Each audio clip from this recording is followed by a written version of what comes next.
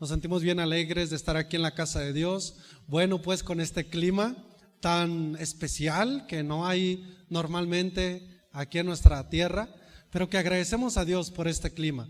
Así que sé que tienen frillito, sé que hace frío, pero sé que están contentos delante de Dios. Sé que están felices delante de Dios.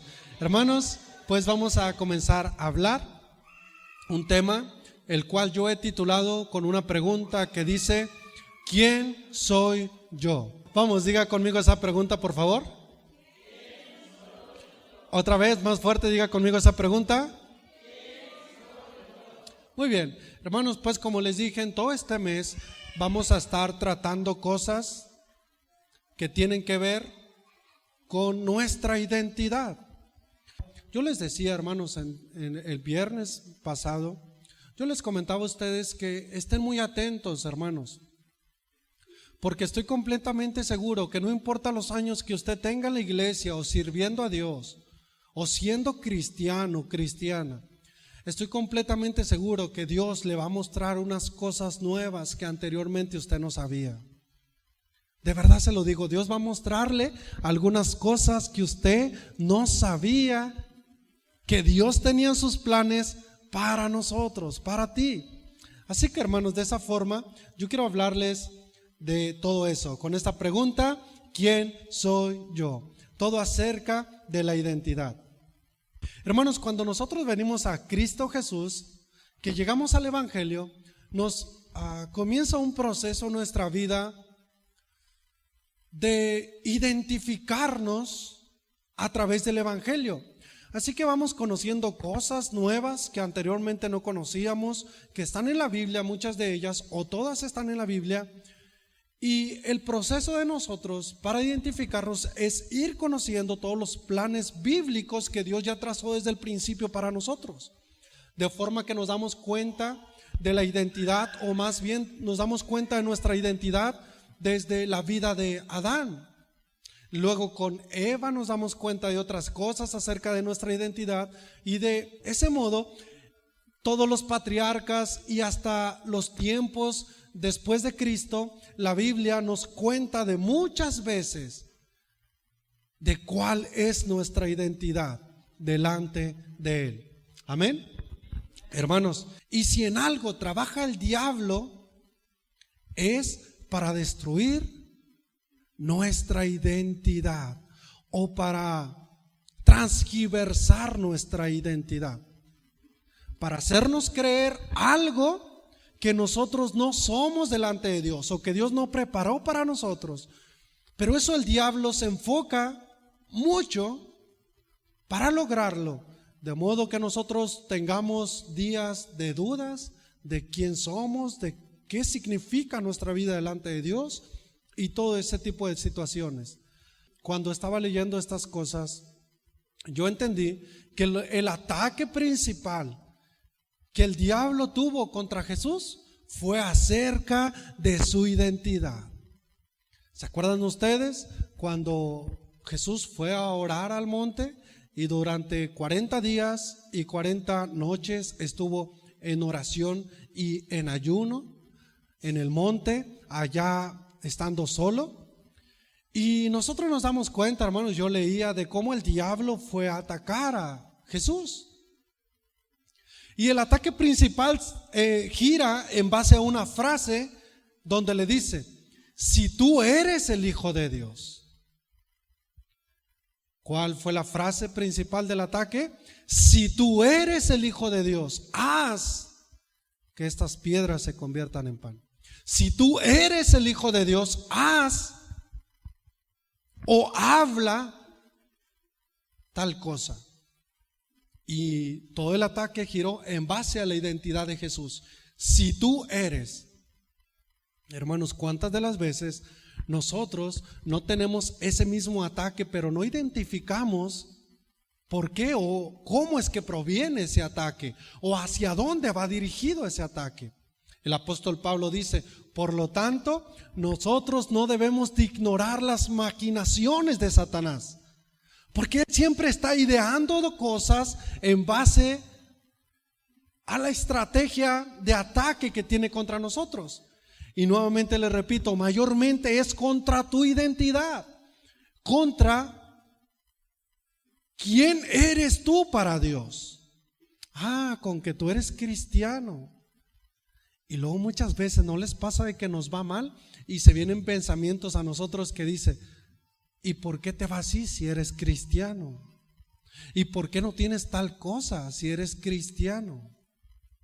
A Jesús le dijo: si tú eres el Hijo de Dios, o sea, poniéndole o tratando de poner en su corazón que dudara de la identidad que él tenía. ¿Cuántas de las veces el diablo no te hace dudar de la identidad que tú tienes delante de Dios? Amén. Pero no queremos, hermanos, que sea así. Esa no es la vida que Dios preparó para nosotros. De modo que Dios preparó todos sus planes en la Biblia para que nuestro comportamiento se derive por nuestra identidad. O sea, que conforme nosotros andemos en la vida, es conforme nosotros vayamos conociendo nuestra identidad. El comportamiento que tú tienes es en base a tu identidad. Y eso tiene que ser una vida espiritual. ¿Por qué? Porque nosotros muchas de las veces estamos enfocados en una vida natural solamente. Por ejemplo, algo natural que todos nosotros tenemos en base a esto es que intentamos nosotros como padres infundir una identidad en nuestros hijos. Nuestros hijos es muy probable que también intenten poner una identidad en sus hijos, y muchas de las veces es la identidad con la cual nosotros creemos que tenemos que vivir. Pero no es la identidad que Dios quiere que nosotros tengamos, porque Dios puso una identidad en cada uno de nosotros, que no necesariamente es la que puso nuestros padres. ¿A ustedes como padres no les ha pasado que han creído o han querido o han deseado que sus hijos hagan y logren lo que ustedes no pudieron hacer? Yo quería ser un gran contador y no pude, pero mi hijo sí lo va a hacer. Mi hija sí lo va a hacer. Yo quería ser un gran futbolista y no pude, pero mi hijo o mi nieto sí lo va a hacer. Yo quería ser un gran médico y no pude, pero mi hijo sí lo va a lograr. Yo no pude terminar mi carrera, no había recursos, pero mis hijos sí lo van a lograr. Y desde allí, hermanos, estamos poniendo como la identidad que nosotros queremos que ellos tengan ante el mundo. Y no es correcto. Ahora, si nosotros ya crecimos muchas de las veces con lo que mi padre o mi madre quería que yo fuera, pues ahora, hermanos, comencemos a pensar qué es lo que Dios quiere que yo sea. A ver, porque estudié esto, porque mi padre me impulsó a hacerlo. No está mal, está bien. Pero ahora, Dios, ¿qué quiere que yo haga? Pero ahora, ¿cuáles son los planes de Dios para mí? Mi papá y mi mamá me dijeron que estos eran los planes que ellos tenían para mí. Muchas de las veces yo los acepté. Ahora, Dios, ¿tú qué dices de mí? ¿Tú qué quieres que yo haga? ¿Sí, hermanos? Y en esa forma, hermanos, nosotros vamos entendiendo cositas básicas, principales o fundamentales acerca de la identidad. Así que, hermanos, tenemos que comprender esto primero, que nadie de ustedes tiene que estar esperando que alguien más compruebe la identidad que Dios les dio a ustedes. O sea, yo no puedo estar esperando que alguien apruebe lo que Dios ya me dijo que yo era. Jesús no esperó eso. El diablo le dijo: si eres el Hijo de Dios, hazlo. Les pregunto, ¿Jesús lo hizo? No lo hizo. Si eres el Hijo de Dios, di. ¿Jesús lo dijo? No lo dijo. Él no necesitaba la aprobación de alguien más para darse cuenta quién era. Amén. Tú no necesitas la aprobación de nadie más. mucho menos del diablo, para darte cuenta quién eres delante de Dios. No necesitas, hermano, que nadie te apruebe. Amén. Lo que tú eres delante de Dios, nada más. Es importante que tú lo identifiques tal cual y eso vivas. Yo tengo 3 puntos donde vamos a ver 3 ejemplos muy similares, más bien con unos principios muy similares, pero con un trayecto de vida distinto. Que esos 3 puntos nos van a enseñar algo muy importante a nosotros acerca de la identidad. Quiero que vayan, hermanos, conmigo al libro de Génesis, por favor, capítulo 17. Era Abraham de edad de 99 años cuando le apareció Jehová y le dijo: yo soy el Dios Todopoderoso, anda delante de mí y sé perfecto. Pondré mi pacto entre mí y ti y te multiplicaré en gran manera. Entonces Abraham se postró sobre su rostro y Dios habló con él diciendo: he aquí mi pacto es contigo y serás padre de muchedumbre de gentes, y no se llamará más tu nombre Abraham, sino que será tu nombre Abraham, porque te he puesto por padre de muchedumbre de gentes. Y te multiplicaré en gran manera y haré naciones de ti y reyes saldrán de ti. Hasta aquí, amados hermanos, nosotros nos damos cuenta de algo. Notemos cómo Dios rápidamente, al poner un pacto sobre Abraham, le pone una identidad. Al llamar a Abraham, le pone una identidad. Y es lo mismo que hace con todos nosotros. Cuando Dios te llama, te da una identidad. Abraham venía con su nombre, venía con lo que él creía que era su identidad, porque sus padres le habían llamado Abraham. Todos nosotros de la misma forma venimos a Cristo con lo que nosotros creemos que es nuestra identidad. Pero venimos delante de Dios como Abraham fue delante de Dios, y Dios, al poner un pacto sobre Abraham, le dice: ya no te llamarás Abraham. Oye, hermano, no era algo malo. Abraham significaba padre, no era algo malo, pero le dice Dios: ahora te llamas Abraham, que significa padre, pero de muchas personas. Y no solamente de muchas personas, sino que de ti saldrán reyes. De modo que al creer a Abraham que iba a ser algo importante, Dios le dice: no solamente lo pienses, ahora lo vas a hacer. Vas a ser padre de muchas personas, más de los que tú te imaginas. Y nosotros leemos más adelante que dice que va a tener hijos como las estrellas del cielo, que no los iba a poder contar, y que sus hijos también iban a ser tan grandes, hermanos, como la arena que está ¿dónde? En el mar, y que iba a ser incontable los hijos y la descendencia que Abraham tenía.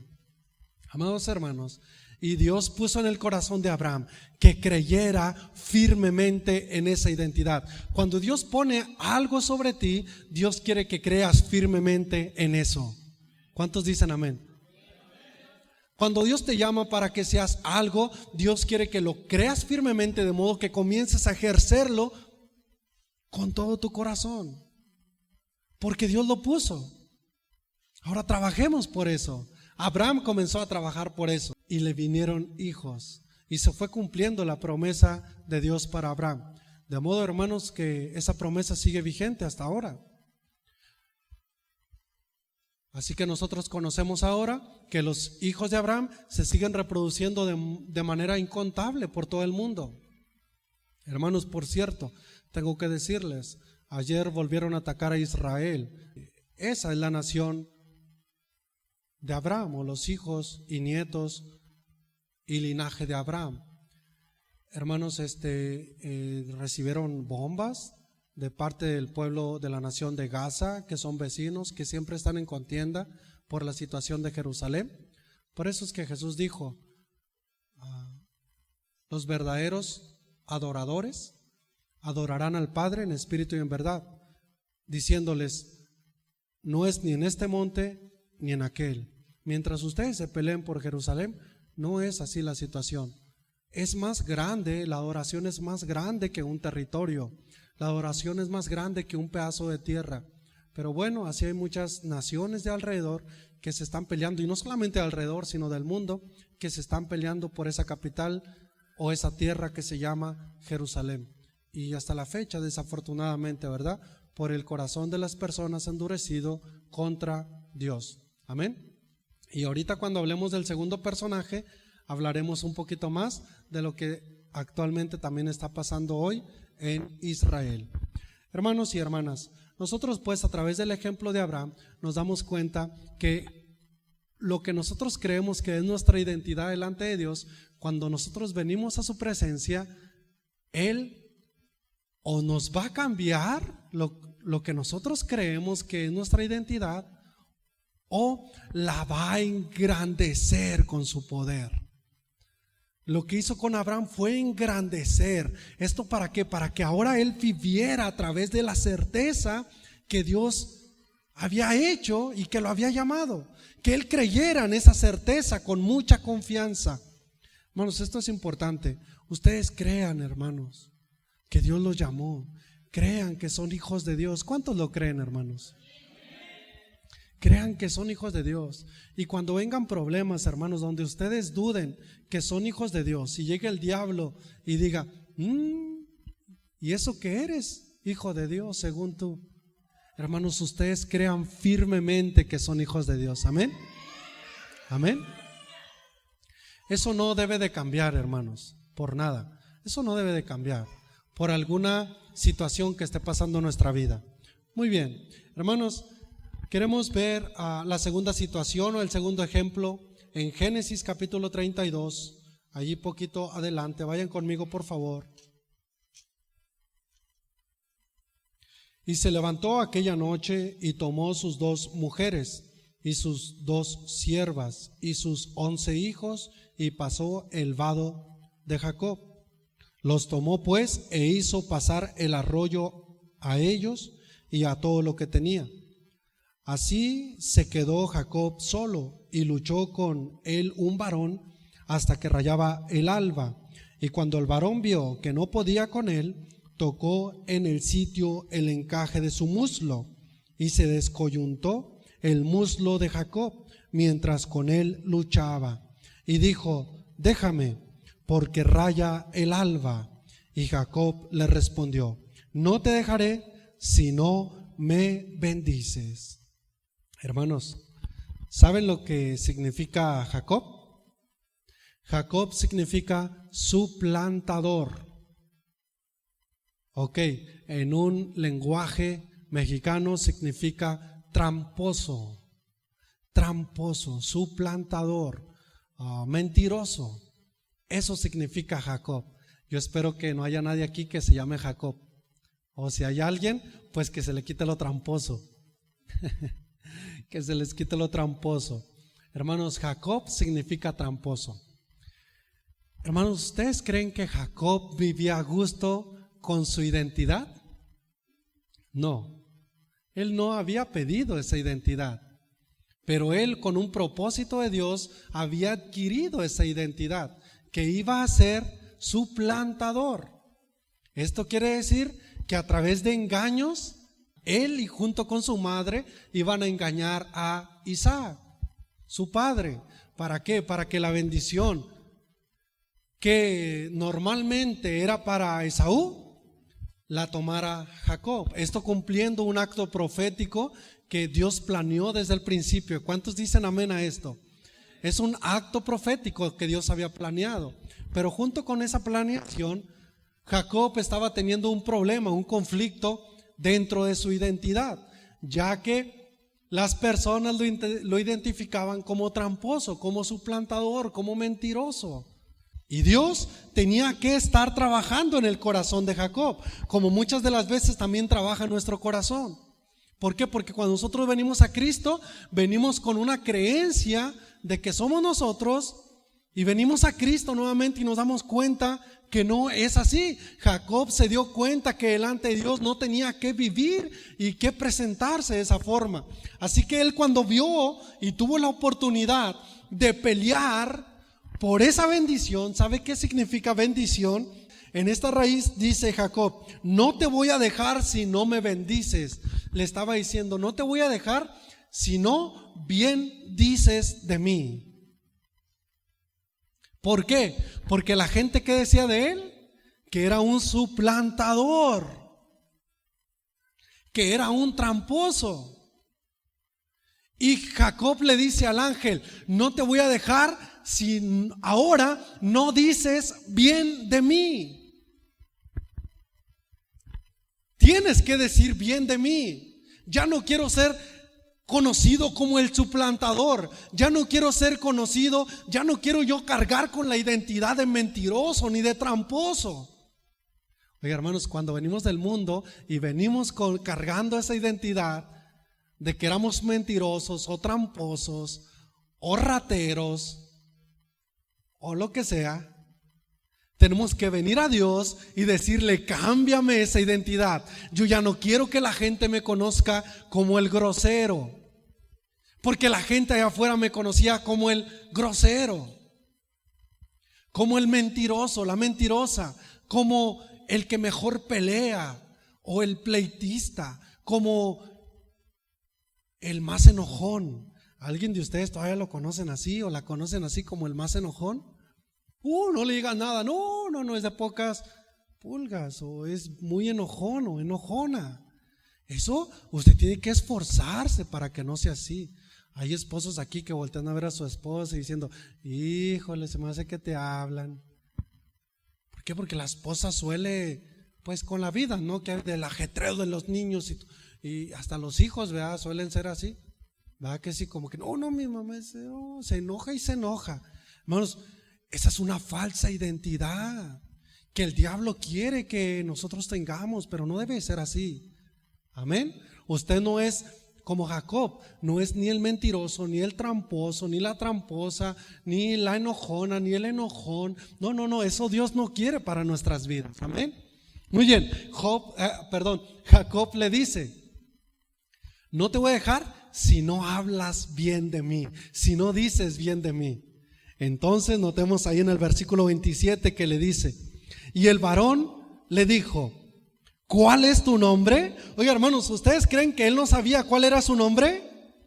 Sí sabía. Y él respondió: Jacob. ¿Eso por qué, hermanos? Porque Dios sabe nuestro pecado, Dios sabe quiénes somos, pero Dios desea que nosotros seamos sinceros hacia con él y que le digamos, que le hablemos lo que estamos nosotros batallando. Y muchas de las veces nosotros creemos que con decirle: Señor, tú conoces todas las cosas, creemos que ahí debe de quedar nuestra oración. Y no es así. Nosotros hacíamos un video, mi esposa y yo, donde decíamos que las oraciones más bonitas son las oraciones más sinceras. Nuestras oraciones deben de ser sinceras delante de Dios. Mira, Señor, estoy echando muchas mentiras de estos días para acá. Mira, Señor, me he hecho muy enojón de estos días para acá. A partir de la semana pasada que me sucedió esto, a partir de hace un mes, y creo que estoy teniendo una personalidad que no es para mí, que no es buena. La gente me está identificando de una forma que no es correcta delante de ti. Amados hermanos, y eso nos corresponde a nosotros. ¿Estamos aquí? ¿Sí, hermanos? ¿Me están entendiendo? Nosotros tenemos que venir ante Dios y decirle con sinceridad. El ángel le preguntó: dime tu nombre. Y él tenía que decir: bueno, pues soy el suplantador. O sea, ¿soy el qué? Soy el mentiroso, soy el tramposo. ¿Cuántos se están identificando con esta palabra? Les da vergüenza decir amén, ¿verdad? Dice: y el varón le dijo: no se dirá más tu nombre tramposo o suplantador o mentiroso, sino Israel, porque has luchado con Dios y con los hombres y has vencido. Hermanos, qué increíble esta palabra. Cuando nosotros nos damos cuenta de eso, nos damos cuenta precisamente de lo que hoy está pasando en Israel. El mundo tiene que conocer que es Dios quien pelea junto con ellos. ¿Por qué? Porque desde el principio fue la promesa para Jacob, donde nosotros le seguimos llamando Jacob por costumbre o cultura, pero Dios le cambia el nombre de tramposo ahora a ser Israel. ¿Por qué? Porque Israel significa el que peleó con Dios y venció. Esto es, no que lo venció a Dios, sino que peleó junto con Dios. Que Dios peleó junto con él y así vencieron la falsa identidad que el diablo había puesto sobre Jacob. Así pudieron vencer la falsa identidad. Y ahora, a través de que Jacob pudo vencer, su nombre fue pasado a Israel. Así que, hermanos, todos nosotros debemos acostumbrar a nuestra vida de que tenemos que pelear junto con Dios para poder vencer nuestra falsa identidad o las palabras del enemigo que no son para nosotros, que Dios no tiene preparadas para nosotros y que no son los planes que Dios tiene para nosotros. Amén. Esto es a través de su identidad. Hermanos, y número 3, y nosotros vamos a conocer el caso de Saulo, que nosotros conocemos mayormente por Pablo. ¿Por qué lo conocemos por Pablo? Porque Dios le cambia su nombre de Saulo ¿a qué? A Pablo. ¿Saben qué significa Saulo, hermanos? Saulo significa el deseado. De hecho, viene de Saúl. Ese nombre viene del nombre Saúl. Saúl significa el deseado. ¿Se acuerdan ustedes de un Saúl en la Biblia? El rey Saúl, porque el pueblo lo deseó como rey. No era el deseo de Dios, era el deseo ¿de quién? De la nación, del pueblo. Y su nombre era eso, deseado, deseo. Saúl tenía una personalidad muy imponente en muchas cosas. De hecho, su físico imponía una personalidad. No había quien llegara a su estatura.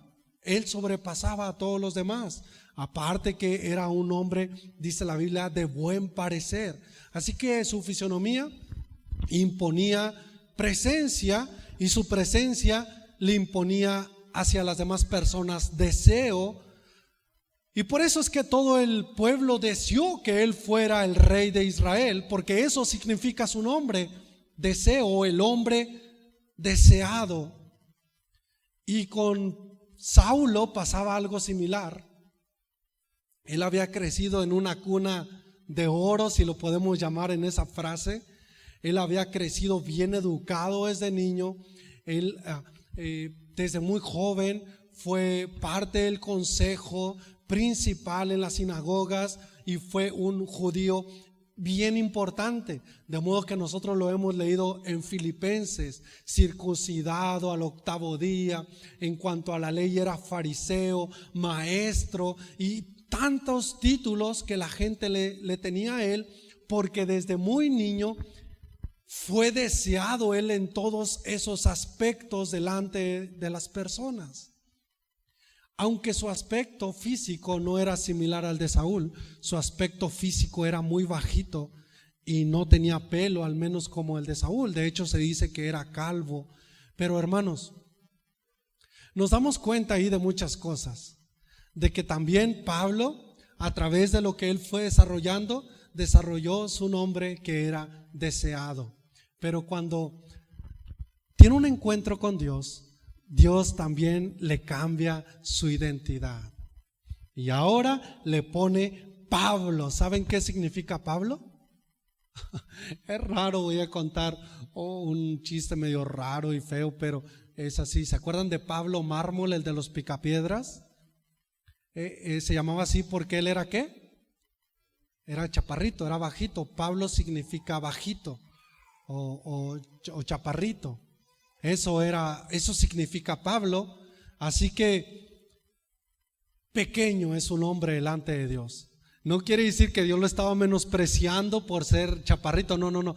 Quiere decir que, a ver, Pablo, a ver, Saulo, ven. Tú eras el deseado y te creías mucho, de modo que matabas a personas incluso. Ya no eres el deseado, ahora eres el pequeño. ¿Se acuerdan ustedes cuando él dice que es el último y el más pequeño de los apóstoles? Él está hablando de su nombre. Dios me ha llamado para ser el último y el más pequeño de los apóstoles.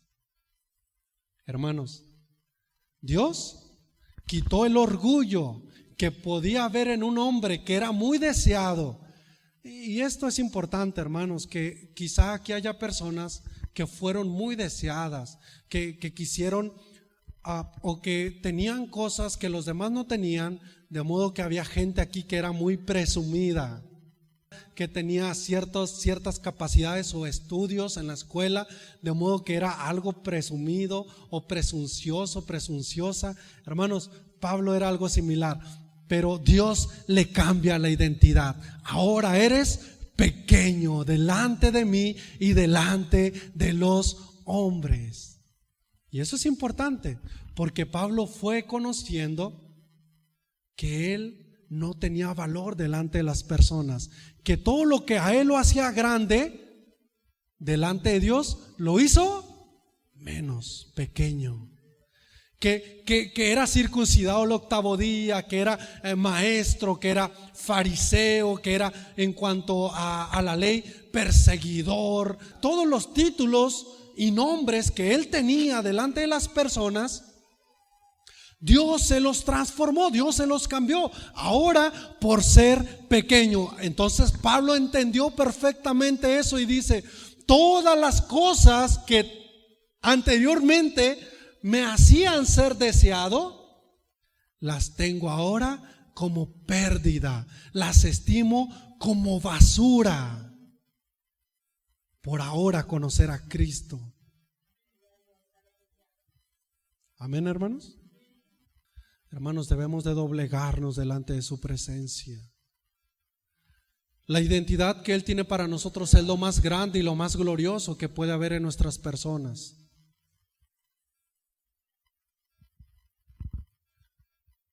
Pero la personalidad con la cual tú creciste, no teniendo a Cristo en tu corazón, esa tienes que doblegarla, humillándote delante de Dios, y Dios tiene que quitarte eso. Y de la misma forma podemos ver el ejemplo de Simón, donde Simón significa un hombre poquito desviado o que era fluctuante en sus decisiones. Como dice Santiago, era de doble ánimo. Pero Dios lo conoce y ahora le cambia su identidad y le pone Pedro. Por lo tanto, tú ya no eres de doble ánimo, ahora tú eres Pedro, tú eres una piedra, tú eres una roca que no se va a mover tan fácilmente. Dios quiere que ahora tengas esa identidad, y a todos nosotros nos ha hablado y ha preparado una identidad en nuestros corazones para las demás personas, para que desarrollemos esto frente a la sociedad. Y por último, quiero decirles esto: muchas de las veces tú no eres lo que tu papá te dijo que eras, lo que tu mamá te dijo que eras. Tú no eres lo que las demás personas dijeron que tú eras. Tú eres lo que Dios quiere que tú seas. Amén. Y cuando nosotros le damos valor a esas palabras, entonces comenzamos a ejercer la identidad de Dios para nuestra vida. Dios va a estar tratando con ustedes en base a quiénes son. Váyanse dando cuenta quiénes son. Amén. quién significan y tengan el valor que Dios tiene preparado para ustedes, tengan el valor que Dios quiere que ustedes tengan y no tengan el valor que las personas creen que ustedes tienen. Amén, hermanos. Quiero pedirles que se pongan en sus pies, por favor. Deseo grandemente con todo mi corazón que el Señor les bendiga y que Dios les guarde.